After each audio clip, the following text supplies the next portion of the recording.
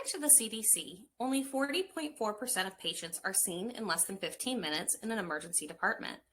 Suppose the local hospital has a total time in the emergency department of 154.8 minutes with a standard deviation of 63.2 minutes. Then the patient is released for additional care or recovery. We will assume it fits a normal distribution. What percent of patients spent less than 162 minutes in the ER? Okay, let's take a look at what we're given and then compare to what we're asked. So first thing is that we are given the mean amount of time that someone is spending in the emergency room department. So we have mu equals 154.8 minutes. And it has a standard deviation of 63.2 minutes. So that's our sigma. Sigma equals 63.2. Now, we are also asked to actually calculate something, right? So we're looking for what percent of patients spent less than 162 minutes in the ER. So what we're going to do is we're really finding the probability that X is less than 162, given that our mean is 154.8 and our standard deviation is 63.2. Let's see how we can do this in our calculators.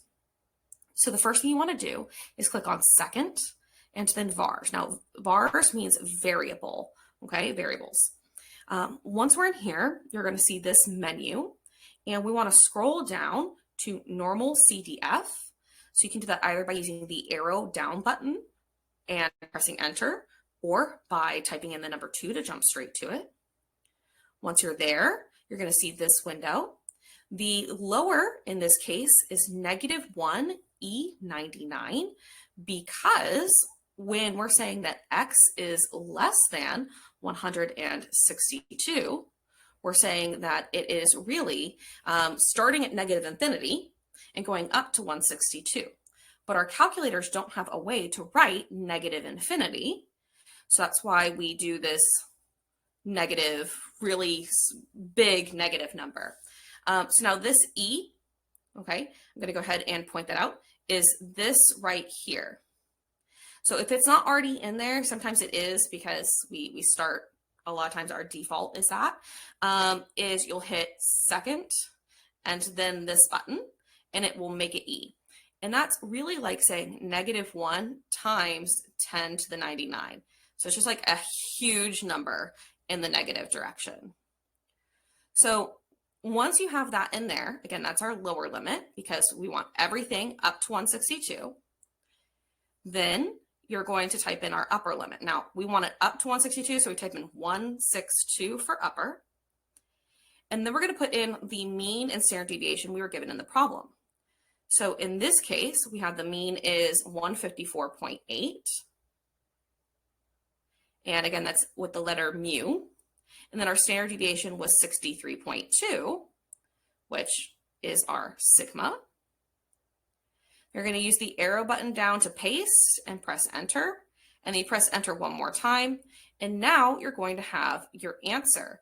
So this probability is 0.545.